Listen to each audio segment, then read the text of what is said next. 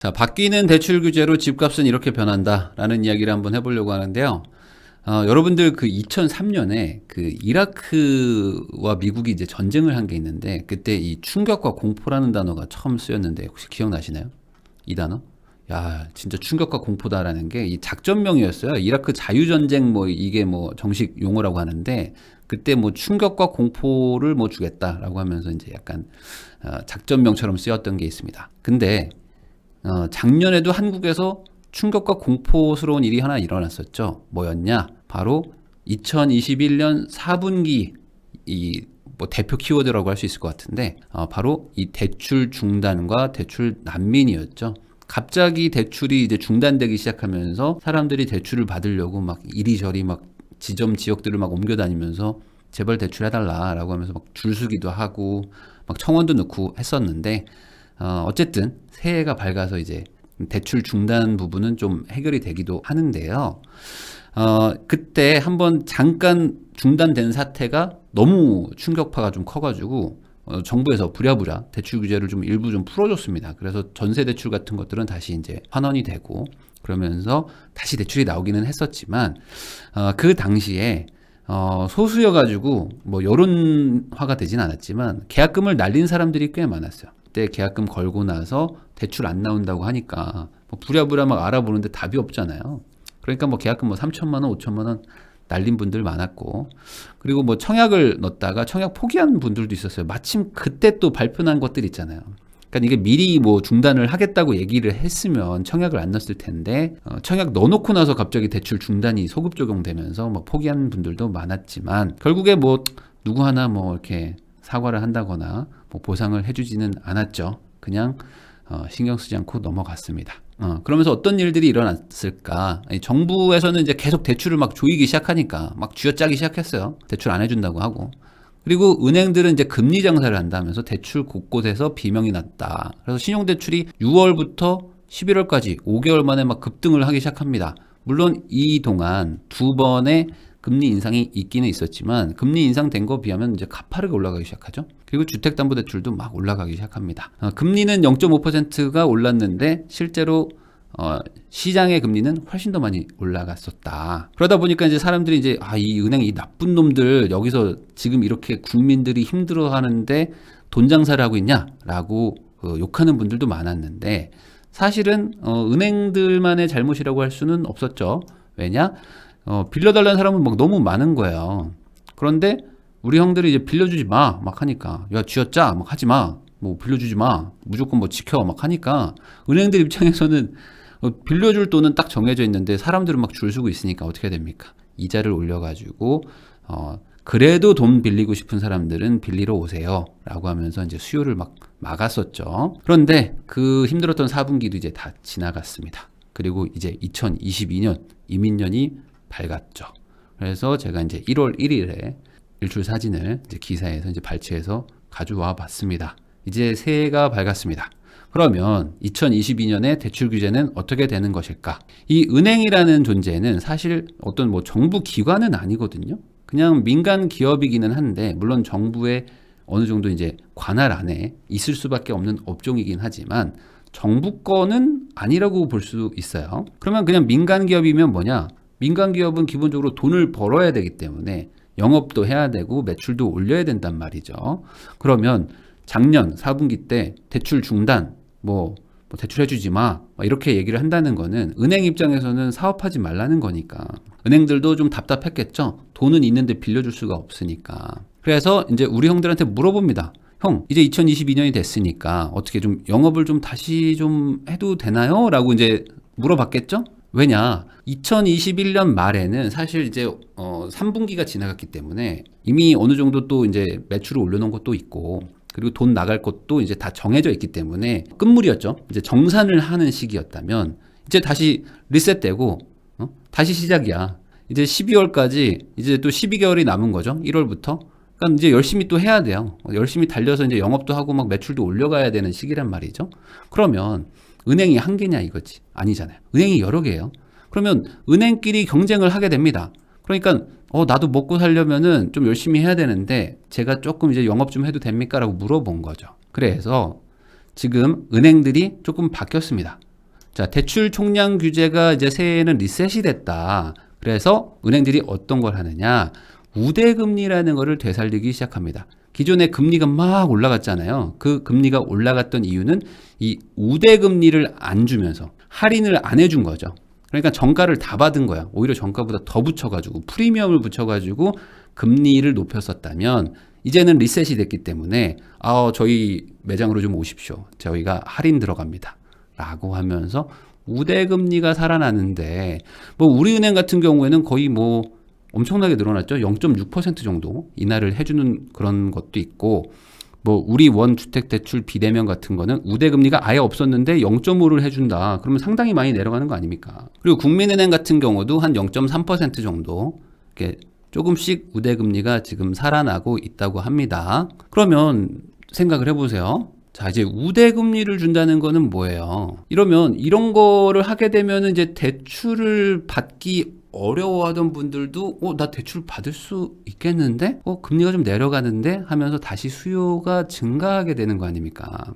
그러니까 우대금리를 준다는 거는 대출 수요의 증가를 일으키게 된단 말이죠. 그런데 우리 형들이 뭐라고 그랬습니까? 금융위원회에서 22년도에 가계부채 증가율은 4%로 막겠습니다라고 공언을 한 게 있고 그리고 이걸 지키기로 지금 공식적으로 얘기를 했습니다. 그래서 지금 올해 2022년에 대출 증가 규모가 어느 정도냐? 97조 원 이내에서 막을 것이다. 그러면 작년에는 어떻게 됐을까? 2021년 추정인데 약 110조 원 정도가 늘어났다고 하거든요. 그러면 작년에 110조였는데 올해는 97조 이내에서 막아야 된다 그러면 최소한 13조 원은 덜 대출이 나가게 되고요. 그리고 지금 5대 금융지주 회장들은 가계대출 증가율을 4.99 있잖아요. 4.99도 4%잖아. 4%대라는 거는 4.99까지도 적용이 되는 거거든요. 그러니까 아니다. 우리는 4.0 플랫으로 간다. 여기까지 관리하겠다라는 거야. 특히 농협. 우리 농협 형들은 저희는요. 작년에 저희가 좀 이렇게 과격했죠. 그러니까 올해는 제가 확실하게 보수적으로 4% 정도로 가겠습니다.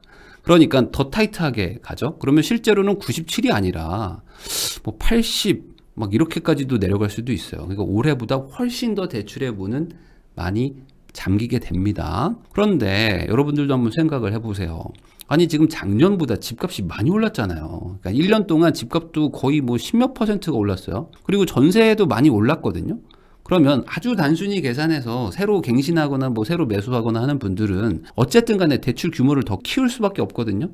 그러니까 집값 상승기, 전세 상승기에는 대출 증가액도 늘어날 수밖에 없는데 오히려 대출 증가액을 낮추겠다는 거예요.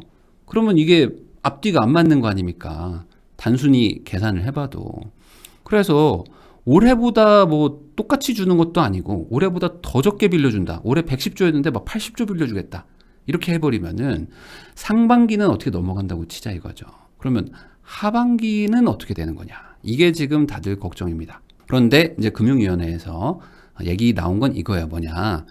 그럴 걱정은 없다. 하반기를 걱정할 필요가 없다. 왜? 기자들이 궁금할 거 아닙니까? 아니 왜 하반기를 걱정할 필요가 없습니까? 그건 말이죠. 이 기준금리가 지금 인상되는 분위기가 있지 않느냐. 그러니까 금리가 인상되는 만큼 수요는 줄어들 수밖에 없다라는 거죠. 그리고 소득 연동 규제라고 해서 지금 이제 DSR 내 소득 대비 몇 % 이상은 대출이 안 나오는 이런 것들을 강력하게 규제가 더 들어가기 때문에 이 대출량 자체를 줄일 것이다. 그러니까 대출을 안 해주게 규제가 점점 들어가니까 하반기에 올해만큼 늘어나지는 않을 것이다. 라는 게 지금 뭐 답변이었어요. 그러면 여기까지 들으면 그런가? 라고 생각을 하실 수도 있는데 약간 이런 생각이 드는 분도 있을 겁니다. 이게 무슨 소리지? 잠깐만. 생각해 보세요. 집값도 올랐고 전세도 올랐는데 금리가 올라가고 뭐 대출 규제가 심해지니까 대출을 안 해주겠다는 거죠. 그리고 대출을 못 받을 것이다 아마 국민들이 라는 게 답변이라면 뭔가가 빠졌단 말이죠. 뭐냐? 바로 이겁니다. 아니 지금 집주인이 전세를 뭐 1억 올려달라고 하는데 대출을 받아가지고 올려주지 않으면 뭐 나가야 되잖아요. 근데 나갈 수는 없어. 그러면 대출을 받아야 돼. 그러면 금리가 올라갔다고 해서 안 받을 것이냐? 그리고 뭐 대출 규제가 있다고 해서 안 받을 것이냐라는 거죠. 아니 이걸 안 올려주면 나 나가야 되는데? 그러니까 말 그대로 이 집이라는 거는 어찌 보면 이제 생존에 가장 필요한 필수재 중에 하나인데, 아니요, 뭐 저희가 금리가 올라가고 뭐 대출 규제가 좀 강해질 거기 때문에 뭐 안 빌리지 않을까요? 라고 말하기에는 조금 어려운 문제인 거죠. 그래서 이게 우리가 뭐 이렇게 차박을 하거나 뭐 노숙을 하는 게 이제 대안이라고 하는 분들이라면, 그래요, 뭐 금리도 올라갔고 뭐 대출 규제도 있으니까 저는 안 받으렵니다 라고 하면 그만인데, 사실 이런 거를 대안으로 가지고 있는 국민은 거의 없기 때문에, 그러면 결국에는 어떻게 해야 되느냐, 대출 규제를 우리 형들이 한다는 얘기는 필연적으로 집값 상승기, 전세 상승기에서는 이제 월세를 사르라는 말과 동일한 거가 되는 겁니다. 그러니까 내년 하반기에 대출 증가가 많지 않을 거예요 라는 얘기는, 아마 우리가 생각하기로는 시장이 좀 월세로 전환이 많이 될 것 같습니다 라는 얘기와 동일하다라고 보시면 될 것 같아요. 아니면 뭐 이금융권이나 사채로 가는 거고요. 그런데 우리 형들이 그러면 뭐 마음이 뭐 편할 것이냐? 아니죠. 우리 형들도 마음이 사실 답답합니다. 엄청 답답해 지금. 왜 그러냐? 이 답답할 수밖에 없는 이유는 이거예요. 아니 우리 동생들이 뭐라 그래? 아니, 맨날 집값 안정시켜달라 그러잖아. 아니 우리 동생들이 맨날 집값 좀 안정시켜달라. 그리고 이 집값을 왜 안정시키지 못하냐? 빨리 투기꾼들 다 때려잡고 집값을 안정시키면 되는데 더 강력하게 해야지 라고 얘기를 한단 말이죠. 그러면 집값을 안정시키려면 어떻게 해야 돼요? 수요를 꺾어야 되는데, 수요를 낮추고 그리고 금리도 막 올리고, 맞죠? 대출 규제도 막 해야 된단 말이죠. 그러니까 지금 하는 거예요. 해달라고 하는 대로. 그리고 이런 얘기도 많이 하지 않습니까? 지금 갭 투자를 막아달라고 하고 있는 분들이 많단 말이죠. 갭 투자를 막아야 된다. 지금 갭 투자 수요가 늘어나게 되면은 집값이 더 올라간단 말이에요. 그럼 갭 투자를 막아야 되는데, 그럼 어떡합니까? 전세가 상승하면 갭 투자 수요도 또 올라가요. 매매와 갭 차이가 줄어들기 시작하면은 갭 투자 수요가 더 늘어나기 때문에 이걸 막으려면 어떻게 해야 돼요? 전세를 눌러야 돼. 전세를 눌러버려야 되니까, 반대로 그 말은 뭡니까? 우리들, 동생들이 월세를 사르라는 거예요. 월세로 전환되지 않으면 전세가 수요가 늘어나니까. 그러니까 좀만 월세 좀 살아줘라 라고 하는 거죠. 자, 이 하반기가 걱정되는 거는 우리 형들이 어떤 선택을 했는지를 보면 되는데, 이 형들이 이런 걸 합니다. 미리 막아놔야 되겠다. 이 하반기까지 또 가가지고 9월에 또 중단하면 안 되니까 상반기부터 틀어 잡아야 되겠다. 그래서 어떤 선택을 하냐? 금융당국은 내년 상반기까지 신용대출 연소득 이내에서 규제하겠다. 이게 있어요. 뭐냐? 작년 말에 갑자기 나온 겁니다. 이 신용대출을 보니까 한 1억까지는 원래 빌려줄 수가 있거든요. 근데 사람들이 너무 많이 빌려. 그러니까 어떻게 하냐? 너 연봉 얼마지? 저 연봉 5천입니다. 아 그래? 그러면 너 5천까지만 신용대출 해줄게. 에? 그게 무슨 소리예요? 저 지금 1억 빌려가지고 저 뭐 집 전세금 올려줘야 되는데? 그게 말이야. 그냥 우리가 그렇게 좀 하기로 했어. 그래서 작년에 잠깐 하려고 그랬었거든요. 왜냐면 대출을 증가세가 너무 많으니까. 근데 안 되겠다. 우리가 이거 보니까 내년 상반기죠. 그러니까 올해입니다. 올해 상반기까지 연장하겠다. 그러니까 원래 대출이라는 거, 특히 신용대출은 연봉에 얼마 이렇게 빌려줬는데 딱 틀어막는 거죠. 연봉까지만. 너는 연봉까지만 빌려줄 거야. 그래서 보통 신용대출은 이제 일반 직장인, 좀 탄탄한 정규직을 좀 가지고 계신 분들은 그래도 뭐 한 150에서 200%까지 나오는 경우들이 많았고, 또 전문직 그런 분들은 뭐 기존 연봉 대비 2배에서 3배 정도 나오는 것들이 좀 많았었는데 다 없어졌어요. 그리고 그냥 100% 이내에서만 신용대출을 해준다. 이게 6개월 연장된 거죠. 그러니까 지금 신용대출 받기도 힘듭니다. 그런데 여기에 예외 조항이 있어요. 뭐냐? 연봉 3,500이 이하인 분들은 예외야. 에? 이게 뭐지? 그러니까 연봉이 높은 사람들은 대출을 안 해준대요. 근데 연봉이 좀 상대적으로 좀 낮은 분들은 대출을 오히려 연봉의 100%를 초과해서 해준다는 거예요. 그러면 이게 단순히 어떤 금융 상식에는 맞지 않거든요. 대부분 소득이 높은 분들이 조금 여유 자금도 많고, 그러면 금리 부담을 할 능력도 좀 더 되고, 그리고 원금을 갚을 수 있는 확률도 훨씬 높은데, 이 예외 조항에 연봉이 낮은 사람들한테 오히려 대출을 더 많이 해주겠다. 그러면 이게 금융 상식에는 맞지는 않거든요. 금융이라는 건 기본적으로 대출은 갚을 가능성이 높은 사람한테 많이 빌려주는 거니까. 물론 이 서민 금융 상품이라거나 뭐 긴급 자금 같은 것들을 막지 않는 거는 뭐 당연하다고 생각하는데 연봉이 낮을수록 대출을 더 많이 해준다? 이건 좀 이해가 안 되는 부분이 있어요. 자, 그런데 왜 그러면 이런 거를 할까? 중고소득자들을 지금 막는 겁니다. 그러면 중고소득자들의 대출을 굳이 상반기에 막아야 하는 이유가 있다, 이렇게 봐야 되겠죠. 그럼 도대체 그 이유가 뭘까? 노영호 국토부 장관이 작년 12월 27일에 이런 얘기를 합니다. 국토부 장관입니다. 내년도 집값은 추세적으로 하락할 것이다. 모든 시장 지표가 지금 시장이 안정되는 징후를 아주 강하게 나타내고 있습니다. 그러니까 지금 집값이 떨어지고 있고 떨어질 것이고 떨어지는 게 거의 확실하다는 얘기를 국토부 장관이 작년에 얘기를 했어요. 그리고 여기 보세요. 이 내년도 이후에 중장기적인 전망 수치를 보더라도 집값의 추세적인 하락 국면은 불가피해 보인다라고 얘기를 했거든요. 그러니까 이게 무슨 소리냐? 이미 하락은 시작이 됐고 내년도도 꾸준히 하락을 할 것이고 내후년도는 더 하락할 수도 있으니까 조심하라. 이 굉장히 강한 하향 안정세의 지표가 나타나고 있다고 얘기를 했거든요. 그러면 집값이 지금 내려간다는 거거든요. 그럼 집값이 내려가는데 대출을 왜 막는가? 이 부분이 조금 이해가 안 되는 거죠. 집값이 지금 내려간다는 게 명확하면 국민들도 바보가 아니기 때문에 집값이 떨어지는데 대출을 일부러 더 받아가지고 집을 살려는 사람들은 없단 말이죠. 그러면 집값이 내려가면 굳이 규제가 필요가 없는데 지금 행동은 막으려고 한다. 그러면 그 이유는 뭘까? 이거죠. 이 중고소득자들이 집을 살려고 해요. 계속.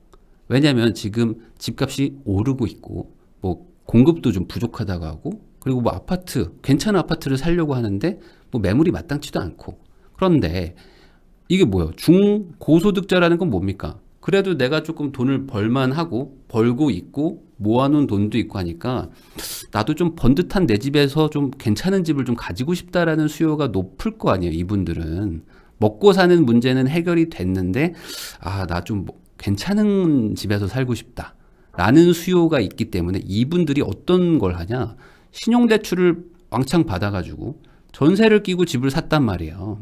그러니까 지금 어딜 막았죠? 이 부분 신용대출을 막아버리는 거예요. 연봉의 100% 이내로만 막아버리는 거죠. 그리고 전문직들은 막 2배, 3배 빌려주던 것들도 다 막아버렸어요. 의사면 사실 한국에서는 그래도 가장 소득이 높은 직군 중에 하나인데, 그리고 작년에도 돈을 잘 벌었다면은 올해도 돈을 잘 벌 가능성이 높잖아요. 어쨌든. 근데 거기도 연봉의 100%로 막 제한을 한다 이거죠. 그 말은 이 수요가 차단하지 않으면 걱정되기 때문인 거죠. 자, 그래서 지금 우리 형들은 지금 반년만 좀 참아줘라 라는 이야기를 하고 있는 겁니다. 왜? 야, 너 다 알면서 왜 그래? 야, 지금 상황이 지금 급박해. 그러니까 반년만 참어. 내가 내년 하반기에 풀어줄게. 자, 그러면 이게 뭐가 문제지? 라는 분들이 있을 수가 있어요. 왜 그러냐? 아니, 그게 뭐가 문제입니까? 아니, 고소득자라고 해서 신용대출을 막 연봉의 2배, 3배를 해주는 게 말이 됩니까? 연봉의 딱 100%만도 충분한 거고, 사실 그것도. 그래서 이게 뭐가 문제지? 라는 분들이 있을 수 있어서 얘기를 해보면, 특히 이분들이 어떤 얘기를 하냐면, 이 고소득자들 대출 규제는 아주 좋다, 아주 잘하는 거다라고 말하는 분들이 있거든요. 왜냐면 이 사람들이 사실 지금 매수 수요인 거는 맞거든요. 지금 이렇게 대출이 안 되는 상황에서 집값도 이렇게 비싼데 누군가는 집을 사면서 막 신고가를 찍는단 말이죠. 그럼 도대체 누구겠느냐? 당연히 고소득자들일 거 아닙니까? 그러니까 이 사람들을 막아야지만 집값이 잡힌다라고 생각하는 분들도 있는데, 우리 형들은 사실 전방위적으로 지금 압박을 해야 되기 때문에 그런 고소득자만 때리는 게 아닙니다. 그런 말하는 분들도 꼼꼼하게 챙겨주시거든요. 자, 월 50만 원 더 내게 생겼다. 전세대출 내년 금리가 5%를 넘어갈 것으로 예상된다. 라는 게 기사가 있었어요. 뭐냐? 정부가 가계부채를 선제적으로 관리하려고 뭘 하느냐? 전세대출에 대한 규제를 하겠다. 전세대출이 지금 너무 과도하다. 그러니까 보증한도를 줄이겠다라는 거를 발표를 했습니다. 이게 뭐야? 보증한도 줄이면 그게 무슨 문제가 되느냐? 제가 설명을 해볼게요. 지금 우리나라의 전세대출은 이 정부 공공기관의 보증으로 이루어지는데 거의 뭐 전세 대출의 90%에서 100% 정도를 정부가 보증을 씁니다. 보증 쓴다는 건 뭐예요? 이 임차인, 세입자가 떼먹으면 우리 형이 걱정하지 마. 내가 돈 내줄게라는 거죠. 그게 거의 90% 이상입니다. 그런데 이 보증 서는 금액을 80이나 75로 줄이겠다는 거예요. 올해부터. 그러면 잘 한번 생각을 해보세요. 이 전세 대출은 사실상 정부 기금이나 마찬가지였던 거예요. 그래서 아니 우리 형이 걱정하지 마. 야, 내가 돈 떼이면 다 물어줄게. 그러니까 전세 입자들 전세 대출 하겠다고 은행에 오면 야, 빌려줘 그냥.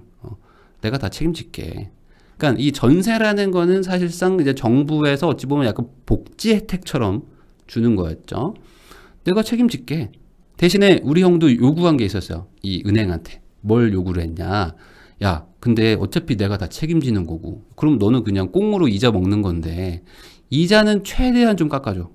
안 그러면 내가 이걸 하는 이유가 없잖아. 그러니까 민간에서 하는 전세대출 이자는 뭐 니네가 알아서 받는 건데 내가 보증 서서 하는 건데 너는 그냥 창구 역할만 해. 그러면 이자 어차피 꽁으로 먹는 거니까 최대한 깎아줘라. 알았지? 라고 했던 게 전세대출이었다. 근데 이제 바뀐 거예요. 야, 은행 모여봐봐. 야, 이거 어떡해. 야, 내가 미안하다. 내가 좀 생각이 좀 바뀌었어. 원래 내가 다 책임졌잖아. 이제는 내가 75만 내가 보증 쓴다. 형, 그러면 25%는요? 그거는 뭐 니네가 알아서 하는 거지. 라고 얘기를 하는 거예요. 자, 그러면 은행 입장에서는 어떻게 됩니까? 원래는 우리 형이 다 책임져 줬는데. 그러니까 우리 형 말을 들을 수밖에 없었죠. 이자 깎어. 네, 알겠습니다. 근데 우리 형이 이제 4분의 3만 책임져. 4분의 3만 책임지면 어떻게 돼요? 은행도 4분의 3만큼만 말을 들을 수밖에 없는 거지. 그래서 이 은행들이 이제 약간 이제 볼멘 소리 합니다. 아니 형, 그게 전세입자들 빌려주는 거 사실 이거 다 신용이거든요. 이 신용대출이에요. 그리고 소득을 잘 안 봅니다. 소득을 잘 안 보는 이유가 뭐겠어요? 우리 형이 다 보증을 서주니까. 근데 아니 형 이제 4분의 3만 형이 보장을 한다고 하면은 나 그러면 이제 우리 이 전세입자들 이거 소득도 좀 따져야 될 것 같고 이거 신용도도 좀 봐야 될 것 같고 이자도 좀 높여야 될 것 같고 뭐 걱정이 많아지는데 어떡하지? 형 그러면은 어쩔 수가 없다. 이자라도 좀 높게 받을게. 형 나 이거 말리면 안 돼. 아니 난 그러면 나 사업 못 해. 25% 나의 리스크를 얻으면서 어떻게 이자를 낮게까지 줄 수 있냐고. 이건 안 돼. 라는 겁니다. 그래서 이자가 높아질 것이다라고 지금 예측을 하고 있는 거예요. 그런데 문제가 있죠. 자, 이런 전세 대출은 누가 많이 쓸까요? 이 고령자층보다는 상대적으로 경제력이 약한 2030이 더 많이 쓸 거 아닙니까? 대부분 이제 사회 초년생이거나 결혼을 막 한 20, 30대들이 많이 쓰는데 주택금융공사 기준으로는 작년 1월에서 9월까지 이용자 중에 70%가 2030이었다. 전세대출을. 그리고 뭐 다른 기간도 한 5에서 60% 정도는 거의 2030들이 쓰고 있었는데 그럼 여기에 이제 타격을 주게 되겠죠. 그러니까 2030 세대 입장에서는 올해 아마 전세대출을 받을 때 금리가 좀 올라갈 수 있을 것이다. 그리고 대출 자체의 부담도 좀 커지게 되는 거죠. 그러면 생각을 한번 해보자 이거죠. 아니 우리 형이 도대체 왜 이러는 걸까? 아니 왜 전세를 왜 건드려? 그 이유는 바로 이겁니다. 전세 인상을 막아야 되니까. 이게 핵심인 거죠. 전세 인상을 막아야 돼 지금. 자, 전세 보증을 축소한다는 얘기는 차박이나 노숙을 하라는 얘기가 아니죠. 뭐라고요? 월세를 사르라는 말입니다. 전세 보증 축소라는 거는 이자가 올라가기 때문에 이 이자를 낼 거면 월세랑 비슷비슷해지는데? 라는 거죠. 그리고 전세 보증 축소를 하기 때문에 당연히 어떤 은행들도 대출을 많이 해주기가 어렵단 말이죠. 그러면 조금 보수적으로 하게 될 거고 전세 자금 대출 자체가 조금 적어지면은 상대적으로 월세가 좀 상승할 수밖에 없단 말이에요. 지금 전세 월세화가 이미 가속화가 되고 있어가지고 서울의 임대차 거래의 10채 중에 4채가 41.9%가 월세가 껴있는 물건입니다. 이건 역대 최고치의 비율인데 작년 11월까지 11개월간의 임대차 거래를 서울에서 이제 따져보니까 10채 중에 4채는 반전세든지 완전히 올 월세든지 뭐 이런 거예요. 그러면 이미 40%인데 이번에 전세 자금 대출 규제가 더 들어가면은 이게 상승하겠죠.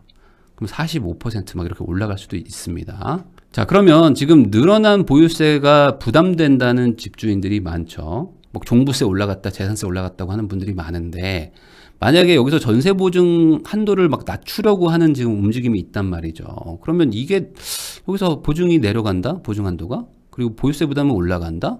거기다가 지금 대출 규제, 뭐 신용 대출 규제, 뭐 주담대 DSR 뭐 더 강화 이런 것들을 계속 한다는 거예요. 그럼 집 사기도 어렵단 말이죠. 그러면 여기서 이 세 가지의 교집합은 뭡니까? 결국에 지금 월세를 올려라라는 거고, 월세를 올려도 거기 가서 살으라는 얘기로 지금 들린단 말이죠. 은행에 이자를 내는 거를 막으면 집주인한테 월세를 줄 수밖에 없는 거거든요. 전세는 은행한테 주는 월세잖아요. 똑같은 거잖아요. 근데 은행이 막히면 집주인한테 줘야 된다. 그러면 이 모든 것은 무엇을 가리키고 있는 것일까? 우리 형들은 지금 이걸 하는 겁니다. 내년 상반기에 집값은 막아야 된다. 상승을 할 것 같은 거예요. 상승할 것 같으니까 이걸 막으려고 지금 계속 차단책들을 지금 쓰고 있는 거죠. 자, 그러면 여러분들도 한번 생각을 해보세요. 아니, 집값이 지금 계속 하향으로 갈 거예요. 그러면 굳이 뭘 할 필요가 없단 말이죠. 더 강화할 필요가 없죠. 규제는 그냥 내비두면 되는데 말과 행동이 조금 다르잖아요. 집값은 지금 내려갈 겁니다. 거의 뭐 확실합니다 라고 하는데 어떻게든 상승을 못하게 하려고 막 막고 있어. 고소득자들도 신용대출을 깎고 전세대출도 어떻게든 낮춰가지고 전세를 못 맞추게 하려고 한단 말이죠. 그럼 뭘 믿어야 될까? 그러면 이런 일들을 하게 되면 이제 필연적으로 월세 전환이 좀 더 많아질 수밖에 없어요. 거기다가 지금 금리 인상을 한다고 했잖아요. 그럼 금리 인상을 하게 되면은 집주인들이 못 버틸 것이다 라고 말하는 분들도 있는데 반대로 생각을 해봅시다. 이 월세라는 거는 무조건 금리보다는 더 비싸게 받아야 돼요. 여러분도 집 주인이라면 생각을 해보세요. 금리가 올라가고 있는데 월세를 안 올릴 수가 없잖아요. 왜냐면 월세를 받는다는 건 어쨌든 이 은행이자보다는 더 받을 목적으로 월세를 받기 때문에 집을 비울지언정 금리보다 싼 집을 주기가 쉽지가 않거든요. 주인들 입장에서는. 그러면 결국에 이 시장에는 월세 전환이 점점 늘어나거나 아니면 금리가 점점 올라가면서 어쨌든 월세 부담이 좀 강해지는데 그런 것들을 지금 어떻게 견딜 것인가, 이 부분도 지금 고민을 해봐야 되는 부분인 거죠. 거기다가 제가 이제 맨날 얘기하지만 2022년 하반기에는 계약갱신 청구권을 이미 쓰신 분들이 이제 시장에 나오게 됩니다. 그러면 이분들 입장에서는 재작년 2020년 8월 이후에 한번 계약갱신 청구권을 썼어요. 그때도 다툼이 많았는데 집주인들이 그때는 뭐 계약갱신 청구권이 갑자기 소급 적용되면서 뭐 어떻게 방법이 없었죠. 그래서 그냥 기다렸지만 이번에 이제 2022년 8월부터 시작입니다. 그때부터 이제 계속 계약갱신 청구권을 쓴 분들이 나타나요. 그러니까 시장에 나오게 됩니다.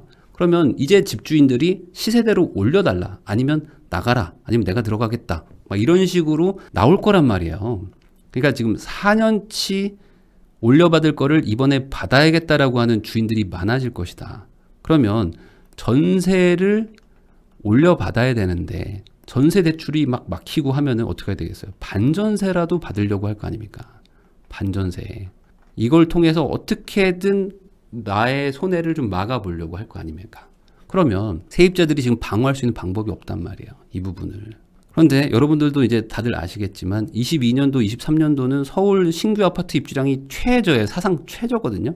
그러니까 이제 뭐 새 집이라도 늘어나면 어떻게 전세가 좀 이렇게 분산이 될 텐데 그것도 지금 사상 최저의 상태인 거고, 그리고 서울 아파트 노후도는 계속 진행되고 있는 상황에서 경기도에서도 계속 지금 인구가 늘어나고 있단 말이죠. 가구 수도 늘어나고 있고.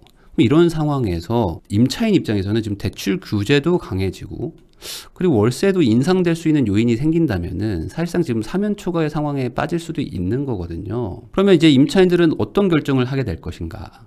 이게 사실은 이제 올해 집값의 어떤 향방을 가르는 어떤 그런 뭐 포인트겠죠. 그러면 여기서 전월세를 한 번 더 살면 되죠, 사실. 왜냐면 나중에 공급이 될 거라는 거는 뭐 정부 발표한 게 있으니까, 그럼 그때까지 전월세를 올리면서, 그러니까 월세가 올려달라고 하면 월세 올려주면 되는 것이고, 금리가 뭐 올라가면 뭐 전세자금 대출 이자가 늘어나겠지만 뭐 그걸 이제 감당하면서 계속 살아도 돼요. 이런 선택을 하는 분들도 있을 것이고, 아니면 안 되겠다, 이제 더 이상 이제 버티기가 좀 힘들다, 그러면 이제 내 집 마련을 하자라고 해서 집을 사야겠다라고 하는 분들도 나타날 것이다. 그러면 이런 분이 많을 것이냐, 이 전월세를 뭐 맞춰줘 가면서 살 것이냐, 이 분들이 더 많을 것인지는 이제 봐야겠죠.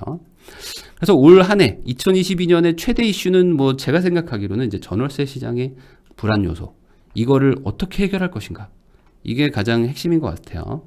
그래서 요즘에 보면은 그 댓글도 많이 달리는데, 아, 지금 집값이 하락하고 있다, 지금 지역별로 지금 하락으로 전환한 곳들도 많다, 그래서 조금만 버티면 폭락이 이제 시작되기 때문에 좀 기다리라 라고 말하는 분들도 많아요. 그리고 가장 많이 달리는 댓글 중에 하나는 이건 것 같아요. 이제 금리 인상이 시작되기 때문에 이건 뭐 예정된 결과 아니냐, 그런데 요즘에 누가 집을 사냐, 금리가 올라가는데 집을 왜 사죠? 라는 사람들도 많단 말이죠. 그런데 여러분들도 한번 공부를 해볼 필요가 있어요. 어떤 부분을 공부해야 되냐, 이 금리라는 거는 집주인들만 타격하는 게 아니거든요. 이 금리는 집주인 플러스 임차인한테도 영향을 줄 수 있어요. 그게 문제인 거죠. 그래서 이 금리 영향이 어디까지 가는 건지 한번 공부를 해보는 것도 좋지 않을까라는 생각을 한번 해봅니다. 그리고 특히 가장 걱정되는 분들이랄까? 라는 분들은 이분들인 것 같은데, 지금 서울에는 직장이 있어요. 그래서 수도권 안에는 사셔야 돼요, 무조건. 그리고 자녀도 있어요. 그래서 자녀가 있기 때문에 초등학교를 막 옮기기가 어렵고, 뭐 중학교로 옮기기가 어렵고, 고등학교로 옮기기가 좀 부담스러운 그런 가족들 있죠. 근데 내가 지금 어떤 전세나 월세를 살고 계신 분들이라면 지금 엄청 고민을 해야 될 시기입니다. 점점 이 상황이 뭔가 지금 결단을 내리지 않으면 안 되게 지금 점점 이렇게 조여오고 있다고 저는 생각을 하거든요. 대출 규제는 점점 심해지고, 금리 인상도 있을 수도 있고, 전세 보증도 점점 막 줄어들 수도 있다고 하면은 우리가 여기서 버틸 수 있는 것인가 라는 거를 꼭 한번 생각을 해보셔야 된다. 안 그러면 정말 나중에 이제 집주인들이 계약갱신 청구권이 끝난 상태에서 뭐 시세가 뭐 2억 올랐으니까 올려달라고 할 때 나는 어떻게 할 수 있는가, 그 부분이 해결이 안 된다면은 빨리 지금이라도 결단을 해서 뭔가 아예 동네를 옮기든지 아니면 뭔가 다른 거를 선택을 하든지 하지 않으면 결국에 이거는 뭐 다가올 미래일 수도 있다. 그러니까 지금 미리 고민을 좀 해봐야 될 시기가 아닌가라는 생각을 합니다.